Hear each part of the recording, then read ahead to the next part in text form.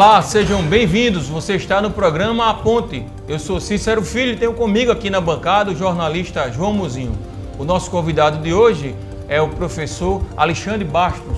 O nosso entrevistado do dia é o ex-secretário de Educação e Turismo, Rafael Brito. Rafael, seja bem-vindo. Bom dia Cícero, bom dia João, bom dia Alexandre. Prazer grande estar aqui com vocês. Prazer é nosso. Secretário, que balanço você faz do período que comandou a Secretaria de Educação aqui do Estado de Alagoas? É uma pergunta bem complexa, porque eu tenho como fazer um grande balanço, Cícero. Acho que houve uma mudança muito forte dentro da educação nesse último período. Primeiro porque a educação vinha de um momento de afastamento da presença, de afastamento da relação pessoal entre as pessoas por conta da Covid-19. Então a educação vinha desse período, os professores, os servidores, os alunos, eles ansiavam o retorno seguro às aulas presenciais, evidentemente. O Estado funcionou primeiramente no modelo online, à distância. A gente sabe que isso, na verdade, não funciona como deve funcionar no Brasil e nem no mundo. Prova que índices de educação durante a pandemia caíram em todo o mundo, inclusive no mundo rico. Não seria diferente aqui no Brasil. Depois a gente fez uma transição para um retorno híbrido, semana sim, semana não, até o retorno definitivo já no final do ano letivo do ano passado. Então, era um período de um momento de volta, que as pessoas ansiavam por esse retorno. E isso somado a uma série de novos programas que fizeram com que a gente conseguisse melhorar, valorizar o servidor da educação, fizeram com que a gente desse equipamentos novos e reforma para a maioria das escolas, fizesse com que a gente financiasse do ponto de vista de incentivar o aluno que tiver frequência em sala de aula. Então, todo esse conjunto de ações, diversos programas, melhoria na merenda, meu transporte novo, enfim, fizeram com que a gente tivesse esse momento que ainda vive a educação hoje de Alagoas, que é um momento de muita motivação. Como avaliar a gestão do agora prefeito de Arapiraca, Luciano Barbosa, quando esteve à frente da secretaria? Teve uma transição, né, com o Fábio? Teve uma transição com o Fábio Guedes. Fábio Guedes foi secretário, acho que 9 meses. Antes ainda tinha tido a Laura como secretária.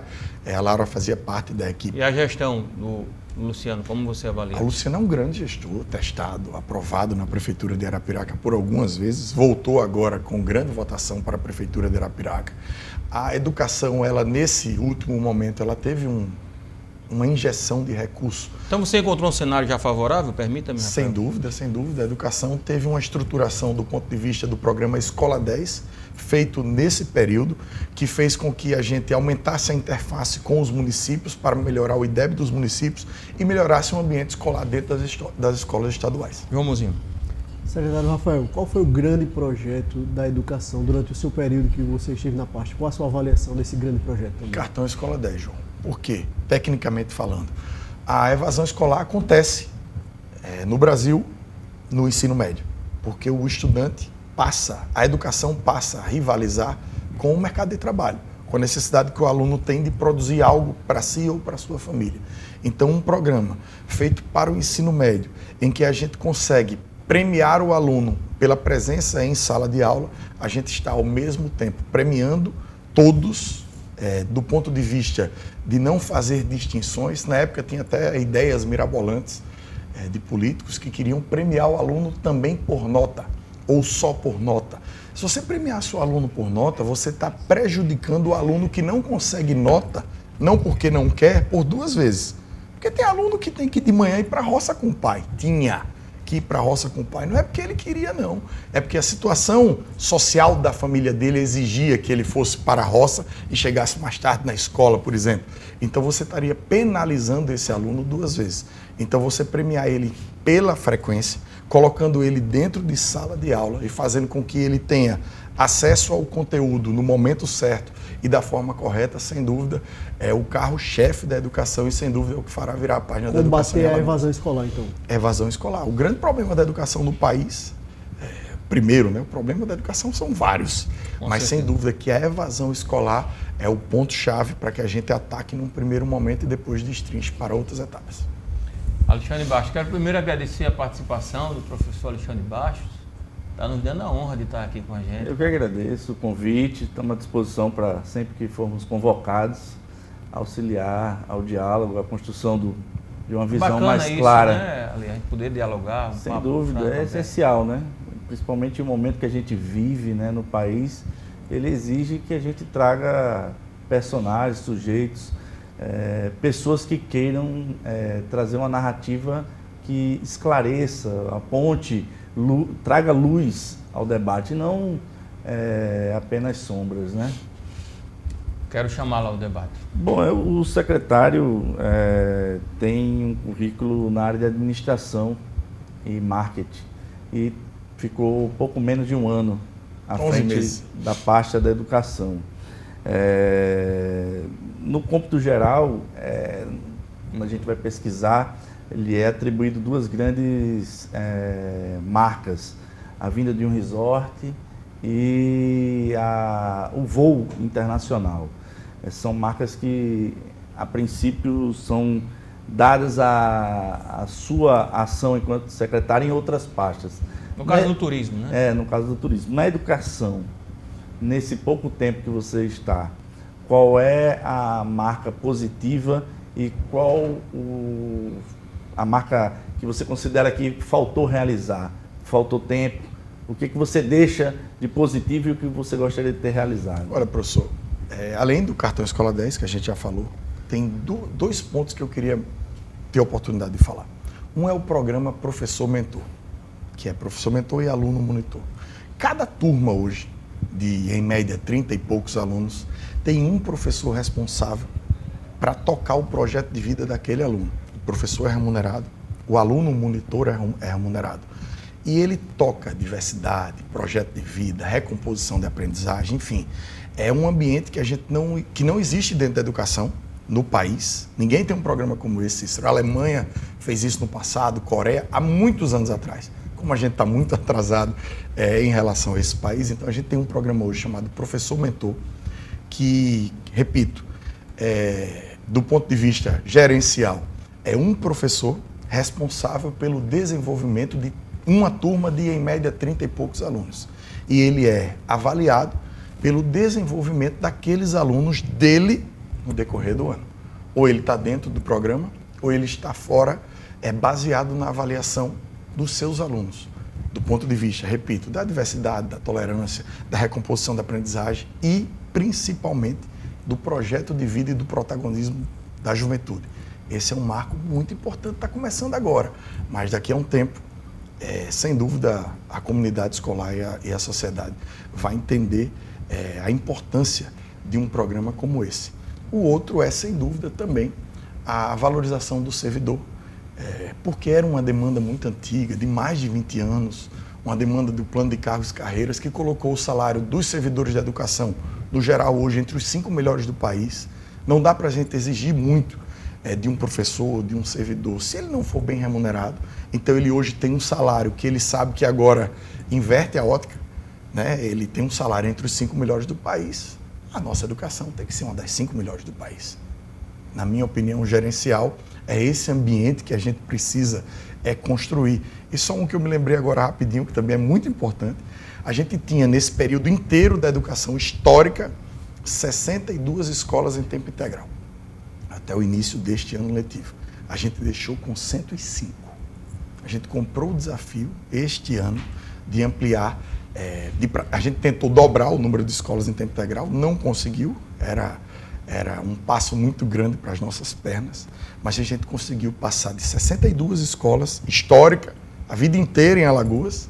Isso começou em 2015, a primeira escola em tempo integral de Alagoas foi em 2015, e esse ano a gente deixou com 105. Então essa é outra marca, que mais um pouco à frente, sem dúvida, a gente vai colher um resultado muito importante. E em relação ao que o senhor não realizou, complementando a pergunta do professor? Eu acho que do ponto de vista de infraestrutura, de escolas hoje que ainda tem salas cheias, principalmente por conta do cartão Escola 10. O cartão Escola 10 fez com que a gente tivesse um maior aumento de matrícula, professor, esse ano do país. A gente ampliou em 30% o número de matrículas. Nenhum outro estado teve um crescimento desse. É óbvio que o cartão Escola 10 foi fundamental para isso e era a função dele, trazer de volta quem estava afastado da escola para dentro da escola. E aí, quando você aumenta, do ponto de vista que você não consegue dimensionar esse crescimento, começou a ter gargalo e estrutura. Por exemplo, hoje tem salas de aula, poucas, com 55 alunos, por exemplo. Não é o ideal. Em Maragogi, nesses próximos dias deve estar sendo inaugurada uma nova escola lá, uma ampliação. A gente foi o costume, a educação... Força do hábito. Força do hábito. A gente deixou encaminhado. Eu visitei até um dia desse a obra da escola. E a educação inaugurará nesses próximos dias uma nova escola em Maragogi. Você sabe o que está acontecendo em Maragogi? O crescimento em turmas do primeiro ano do ensino médio foi tão grande que, infelizmente, esse ano letivo os meninos estão estudando uma semana sim e outra não. Porque não cabiam dentro da sala de aula. O que é que a gente fez de urgência? Um supermercado fechou as portas, né, na pandemia, na crise, enfim, a gente adquiriu o supermercado, construiu 8 salas de aula dentro, a toque de caixa, e vai resolver nesses próximos dias, 20 dias eu acho, é o problema de Maragogi. Mas assim, é um problema bom se tiver uma solução, porque se a gente fosse tratar como estava tratando no passado, esses meninos não estariam dentro da sala de aula, estariam fora. O senhor falou sobre os avanços da educação aqui no estado, os programas, e aí eu gostaria de perguntar, secretário, como o senhor avalia a educação pública no estado de Alagoas? O senhor colocaria um filho seu para estudar nela? Colocaria. Tem várias escolas, Cícero, que têm total condição de receber filhos de qualquer pessoa aqui em Alagoas. Várias. Tem outras que não, que ainda precisam melhorar. O que faz uma escola pública é a ajuda, óbvio, que a Secretaria da Educação dá, mas depois dos programas criados, e aí falo de mais um deles... que o senhor pretende colocar, por exemplo, um filho seu? Se eu tiver algum problema da ordem financeira, social, de morar próximo, sem dúvida eu colocaria. Tem várias escolas, colocaria no Moreira, colocaria na Fernandes Lima, colocaria no Princesa, em várias escolas que eu conheço. O nível da educação, você pode ter certeza que é igual ou muito similar à do Santa Úrsula, do Marista, a do Coque. Escolas particulares que custam caro, pode ter certeza. Várias. E outras, repito, não são. Muitas das escolas estaduais são feitas pela gestão e principalmente agora, depois dos programas, como eu estava dizendo, do Rumo às Aulas, que colocou dinheiro direto na escola, mas dinheiro agora de grande monta, porque já ia dinheiro para a escola, no programa Escola 10 já criou-se um dinheiro direto da escola, o governo federal manda, mas manda 20 mil para isso, 10 mil para aquilo, o Estado colocava mais 30 mil, agora não.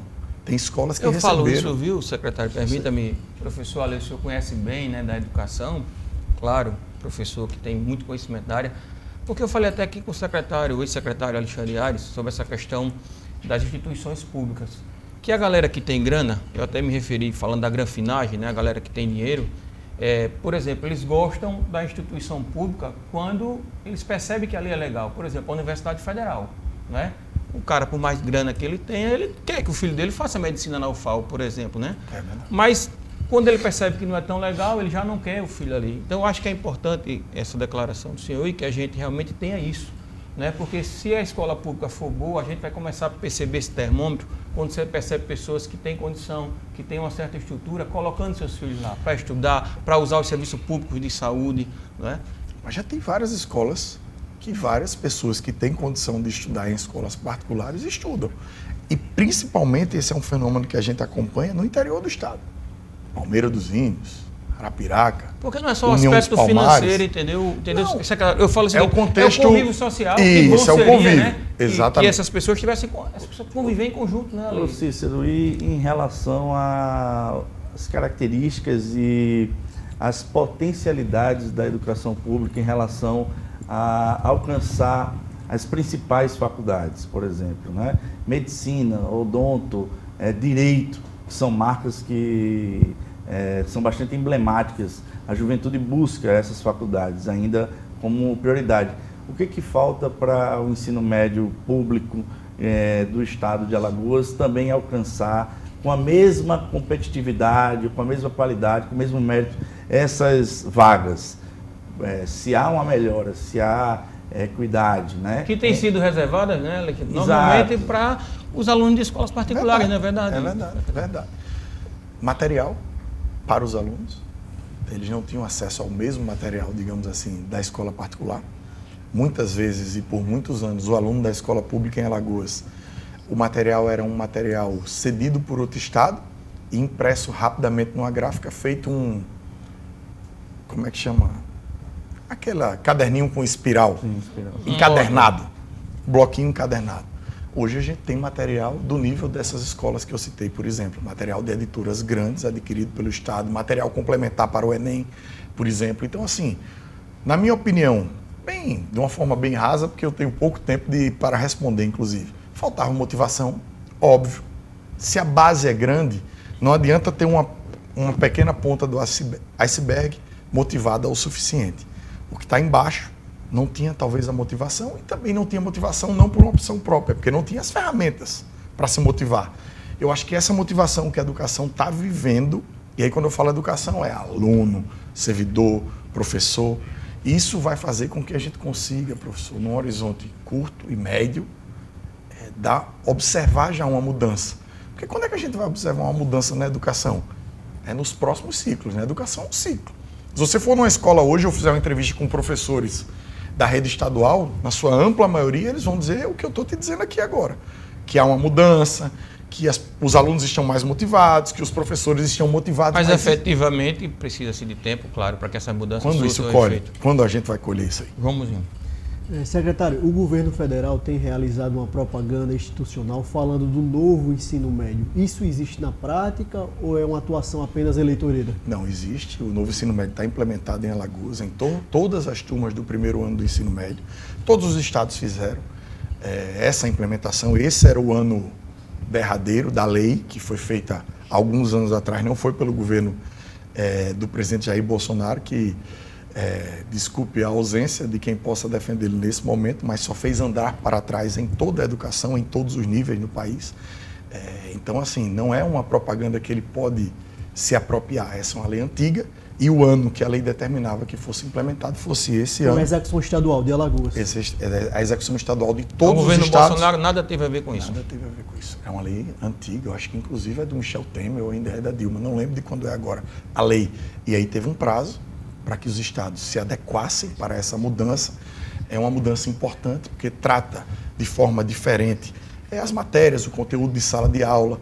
As salas, elas são temáticas para aquele conteúdo, então o aluno ele circula pelas salas, não mais ele tem uma sala cativa, com laboratório montado. Enfim, a gente tem várias escolas que já conseguiram, inclusive com o recurso do programa Rumo às Aulas, implementado do ponto de vista de infraestrutura também, o que determina 100% o novo ensino médio. Então o governo federal vem fazendo publicidade com o que tem sido executado nos estados? O governo federal tem feito isso em todas as áreas, não só na educação. Ele tem feito publicidade com várias coisas que não são dele. Ele tem disso na sua tônica, se apropriar com o que ele não fez e, pelo contrário, com o que ele costuma atrapalhar. Disciplinas como história, filosofia, sociologia, disciplinas da área de humana com a nova reforma do ensino médio sofreram prejuízo. Pelo menos grande parte dos críticos à reforma do ensino médio assim apontam.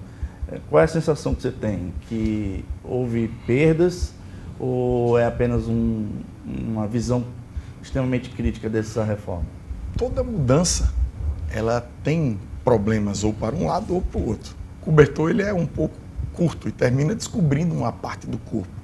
Há essa crítica, eu ouvi inclusive isso nas primeiras semanas do pessoal da SUPED, do superintendente Ricardo Lins. SUPED é a superintendência justamente do ensino pedagógico, que cuida da parte pedagógica na educação em Alagoas.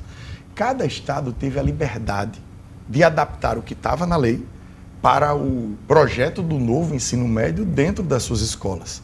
O estado de Alagoas apresentou ao Conselho Estadual um projeto próprio, desenvolvido pela Secretaria, pela Superintendência Pedagógica, para que a gente conseguisse adequar o máximo de críticas possíveis. Mas assim, professor, eu não sou da área. Eu sou administrador, como você bem falou, com especialidade em marketing, gestão de empresa. Eu não tenho muita propriedade para falar desse assunto. Mas tudo que é mudança gera problemas. Mas, por um outro lado, a gente tem que admitir que era necessário alguma mudança. Era necessário mudar um pouco essa estrutura. Porque o Brasil não investe pouco em educação. Mexer na base, né? Ele não investe pouco em educação, do ponto de vista de valor relativo ao aluno. E a gente não via mais há algum tempo a educação progredir como vemos em outros países. Então, acho que merecia essa chacoalhada, principalmente no ensino médio, eu repito, que é o grande problema, é onde gera o grande gap da educação no país. Não é no fundamental, né? É na creche, primeiro na base. A gente tem uma carência de creche muito grande. E isso... Que interfere diretamente na vida das pessoas, das mães, para poder trabalhar, né? É um problema social. Na alimentação, né? E no conteúdo pedagógico do aluno também.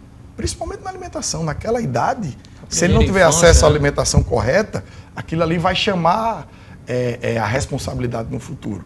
Então, assim, a gente tem um problema em creche. No fundamental, a gente tem problemas, mas não tão prementes como nas outras áreas, porque os municípios fazem o trabalho deles, os estados ajudam também, mas no ensino médio é onde o problema ataca. E é onde o aluno vai para o trabalho, é onde o aluno vai para a droga, é onde o aluno desvia o seu caminho. Fase mais complicada. A gente vai para o intervalo e volta daqui a pouquinho.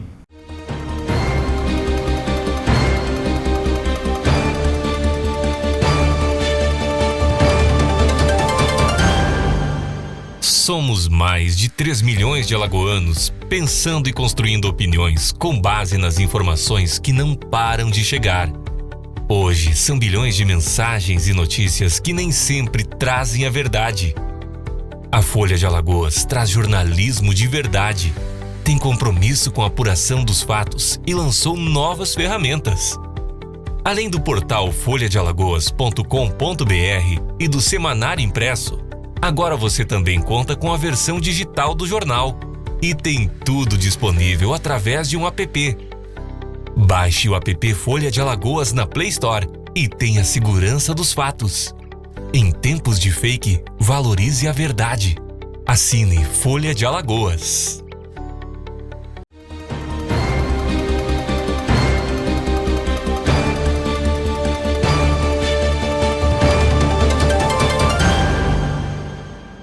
Estamos de volta com o programa Ponte. Eu sou Cícero Filho e tenho comigo aqui na bancada o jornalista João Mozinho.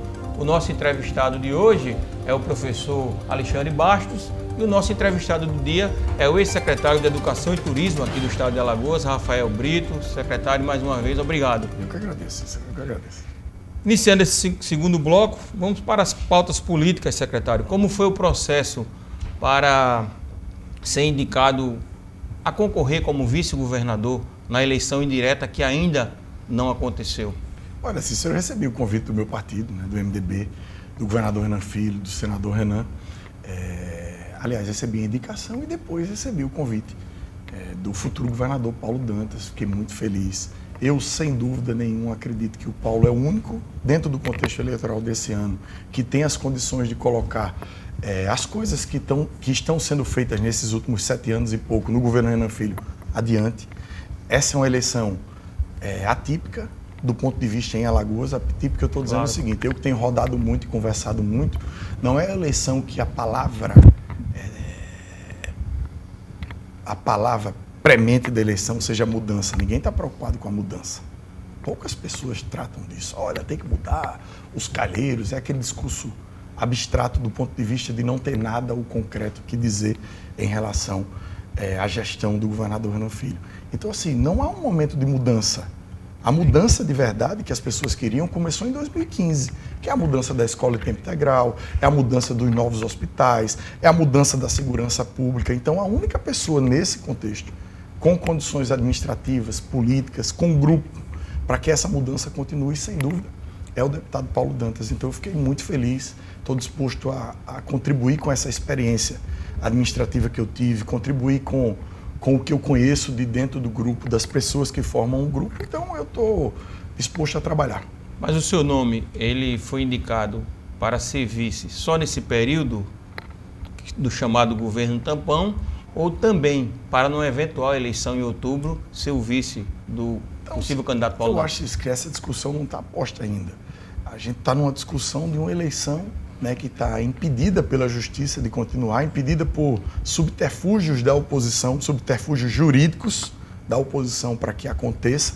E a próxima eleição ela é discutida em agosto, durante as convenções, mas o meu partido sabe, e o deputado Paulo Dantas sabe, e o governador Renan Filho sabe, que podem contar comigo para qualquer missão.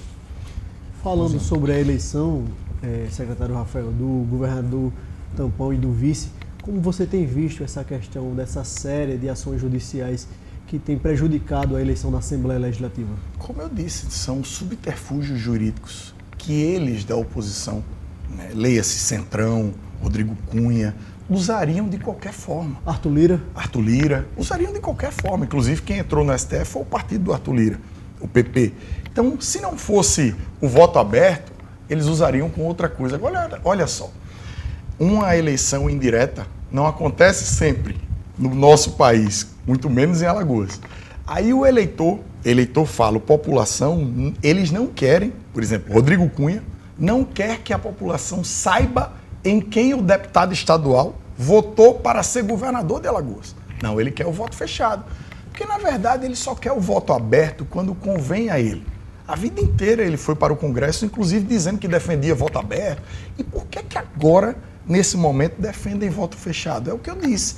É qualquer subterfúgio jurídico que atrase a eleição e impeça o texto constitucional, que é claro.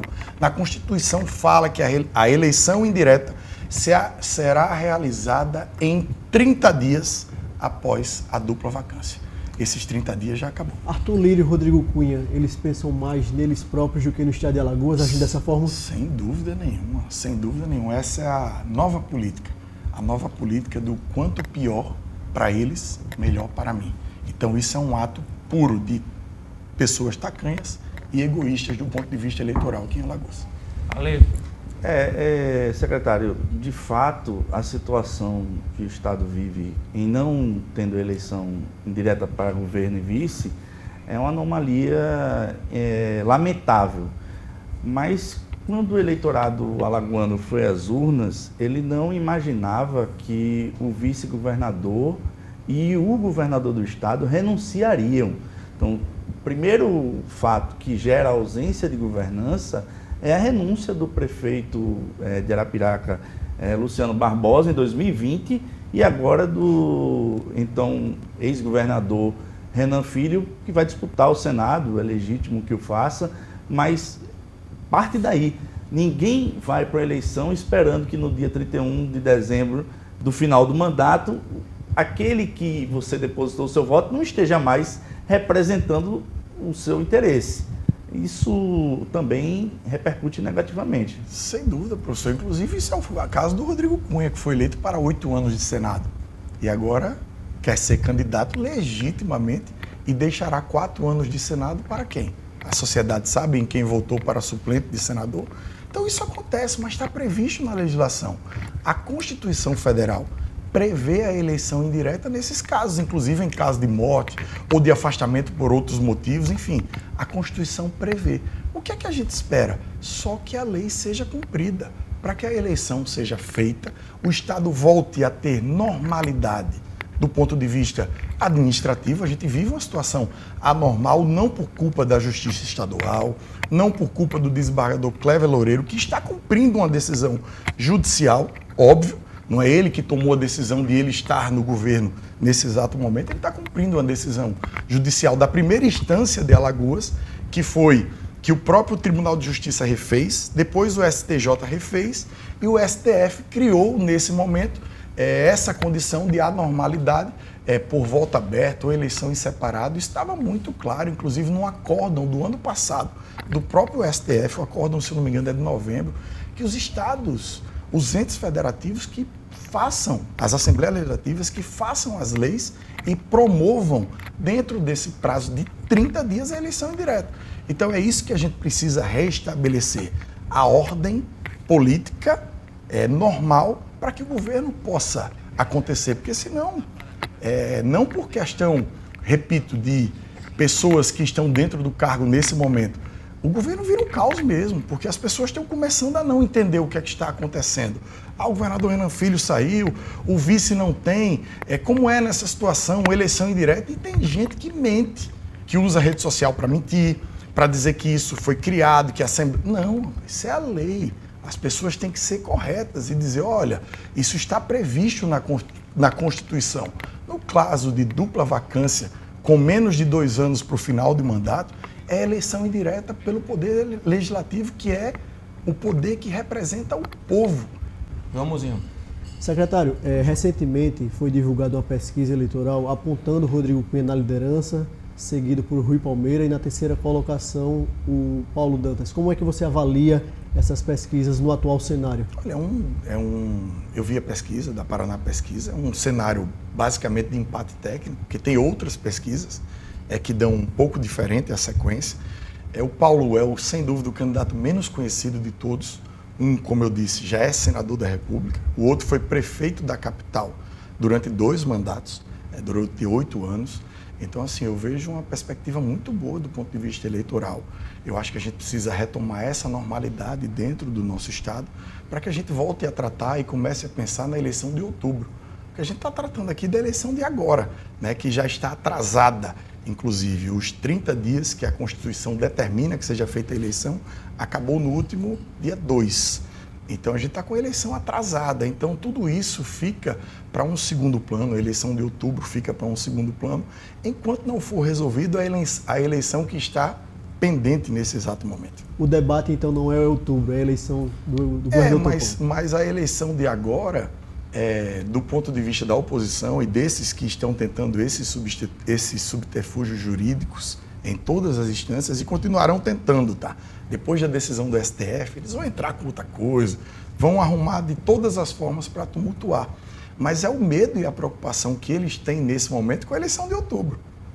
Mas é muito triste que a gente viva esse momento em Alagoas e as pessoas pensem só em eleição. Só em eleição. Porque toda vez é assim. Ganhou um, aí o cara já está pensando na eleição do prefeito. Ganhou outro, já está pensando na outra eleição. Meu irmão, deixa as pessoas governarem, entregarem, deixa o Estado continuar funcionando em todas as áreas, não ter problema de dúvida. Hoje temos vários fornecedores, por exemplo, com dúvida. E é normal, não por culpa de ninguém que esteja hoje fazendo papel no governo do Estado de Alagoas, mas ninguém sabe o que vai acontecer.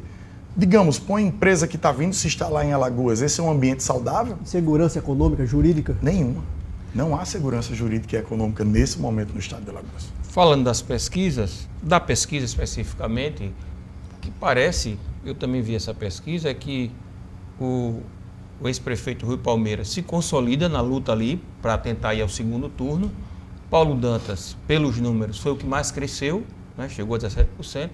E o senador Rodrigo Cunha está em queda, né? Em relação à última pesquisa, ele caiu consideravelmente. O Rodrigo ele vem como candidato desde o dia que venceu a eleição para o Senado. Ele se tornou mais candidato ainda depois que o João Henrique Caldas venceu em Maceió. E agora ele é mais candidato do que nunca. E se ele tem um problema de queda numa pesquisa, ele como senador da República, é exatamente talvez por isso que ele esteja gravando vídeos tão preocupados na rede social dele. Professor Ali. Eu queria matar uma curiosidade.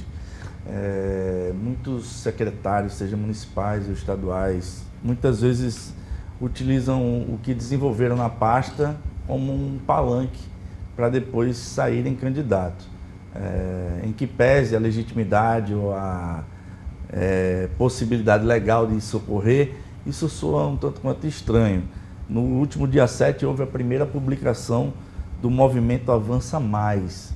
Eu queria que você explicasse de que forma esse movimento funciona e se tem algo para além dos horizontes eleitorais. Olha, muito obrigado, professor, pela pergunta. Inclusive, me dá a oportunidade de falar sobre o movimento aqui na televisão.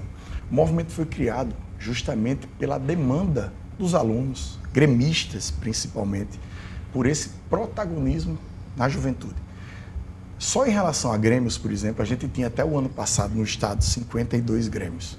A gente fez um grande esforço pela ampliação dos grêmios, com o professor mentor pelo protagonismo na juventude dentro das escolas, e hoje a gente tem 160. Então era importante que eles não perdessem, principalmente a comunicação e a troca de experiência entre eles. Então o movimento foi criado com essa finalidade. para que os grêmios pudessem se fortalecer dentro das escolas, a gente pudesse chegar a 312 grêmios, que é a totalidade das escolas, ou seja, a gente depois de um esforço tão grande, né, a gente triplicou praticamente o número de grêmios, depois de um esforço tão grande, a gente ainda está na metade das escolas. Então ainda tem um longo caminho para percorrer. O grêmio estudantil, talvez numa escola particular, não tenha a relevância que tem na escola pública, então é importante dar voz ao aluno, dar voz à juventude, para que a gestão entenda e escute de uma forma diferente o que é que eles precisam. E aí, quando eu falo gestão, não só a gestão da escola, mas a gestão da secretaria também, de um governo, e o movimento foi criado com essa finalidade. O movimento ele é criado institucionalmente, inclusive com o CNPJ, com o conselho, né, com todas com o conselho fiscal, com todas as ferramentas para que um movimento ele funcione na legitimidade e na sua plenitude do ponto de vista administrativo, burocrático e jurídico. Então, sim, professor, o movimento vai ficar, ele não é um movimento meu, ele é um movimento criado por muitas pessoas que, inclusive, sem dúvida, na minha ausência, colocarão eles para funcionar. Secretário, o seu colega também, secretário Jorge Santoro, foi exonerado. Você, sendo eleito vice-governador junto com Paulo Dantas, você pretende que o Jorge Santoro retome a sua pasta? Olha, João, a indicação de secretariado ela é sempre do governador. Né? Se o futuro governador Paulo convidar o George, eu farei de tudo. Se dependesse de você como vice-governador? Sem dúvida, o George é um quadro que Alagoas não pode abrir mão. O George é um quadro que fez com que o governo estadual tivesse as condições que teve do ponto de vista financeiro para realizar tudo que realizou. E aí as pessoas podem perguntar, o que é tudo que realizou? Deixa eu falar só em um dado. Alagoas, no ano passado, foi o estado do país que mais investiu em recurso próprio, vis-à-vis a sua receita corrente líquida. E do ponto de vista nominal, se eu não me engano, a gente ficou em 7º no país. A gente investiu mais, nominalmente falando, que o estado de Pernambuco, por exemplo, que tem uma economia muito maior do que a nossa. Então, tudo isso é graças ao trabalho do George, da equipe do George e, sem dúvida, da supervisão e da administração do governador Renan Filho. Então, entendo a oportunidade, entendo o convite do governador Paulo Dantas, eu farei o que for possível junto ao George para que ele continue aqui em Alagoas. E como é que você vê a exoneração dele? Eu não conheço o detalhe da exoneração. Do ponto de vista do George, do ponto de vista do governador desembargador Clever, o que é que aconteceu, eu não conheço o detalhe da exoneração. E aí fica difícil eu opinar de como isso se aconteceu. Mas a sua avaliação é ruim para o Estado, a saída dele? Ruim para o Estado, sem dúvida. A saída de Jorge Santoro, da Secretaria de Estado da Fazenda, é muito ruim para o Estado de Alagoas. Rafael, não sendo vice-governador, supondo, né, uma possibilidade que ela pode acontecer, sim, claro, porque inclusive você vai passar por um processo de eleição, claro, né, mesmo que indireta. Não sendo alçado ao cargo de vice-governador, eleito a isso, pretende se candidatar a algum outro cargo político? Cícero estava em pré-campanha para deputado federal. Eu acho que o MDB tem uma... Essa era a sua ideia? Era a minha ideia. O MDB tem uma boa chapa para deputado federal, vai fazer 2 deputados federais. Chapa pesada, né? Não, o MDB é uma boa chapa. Não dá para o cara entrar num jogo escolhendo o adversário. É ruim, né? A gente estava falando do Flamengo aqui. Você imagina o Flamengo tá querendo escolher o adversário para ser campeão brasileiro. Mesmo sem escolher não tá bom, né? Mas... não tá tão bom, né? Mas enfim. Então acho que você tem que estar no jogo, mostrar o que fez, mostrar o que pretende fazer e deixar as pessoas avaliarem se quer contar com o seu trabalho ou não. Acho que isso é isso aí. E se isso acontecer, supondo essa possibilidade, a gente sabe que o caminho natural, né, pelo que foi, né, alinhado, claro, é você ser eleito diretamente vice-governador. Mas se não acontecesse isso, você se candidataria ou não mais agora? Assim, eu acho que esse caminho de deputado federal ele ainda não saiu do meu horizonte. Não saiu ainda? Não, de forma alguma. De forma alguma. João Mozinho. Secretário Rafael, você falou da possibilidade de ir para Brasília, para a Câmara Federal. Chegando em Brasília, qual seria o seu grande projeto, principalmente em defesa da educação? João, você bem falou, principalmente a bandeira da educação. Essa é a principal bandeira e a educação carece dessa representatividade em Alagoas. Tem muita gente em Brasília, eu vou colocar o meu nome à disposição para que as pessoas avaliem se eu tenho condição de ser o representante da educação de Alagoas em Brasília. Essa é a principal mote, por tudo que eu fiz e por tudo que a educação me conquistou. Porque o professor Alexandre como a gente já falou várias vezes, já se referiu a ele, é professor.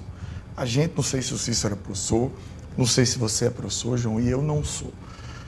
No dia que vocês tiverem, também não sei se já tiveram, uma experiência com a educação, vocês vão entender exatamente o que eu estou falando. Já ensinei, inclusive. Então, o professor Cícero vai entender. A educação de verdade, João, ela é transformadora. E principalmente quando você lida com essa classe mais baixa e mais jovem da população, que é mais carente. Quando você entra e mergulha nesse ambiente, 99% das pessoas, eles trabalham por uma motivação diferente. Um professor da rede pública estadual, é óbvio que ele quer ser bem remunerado.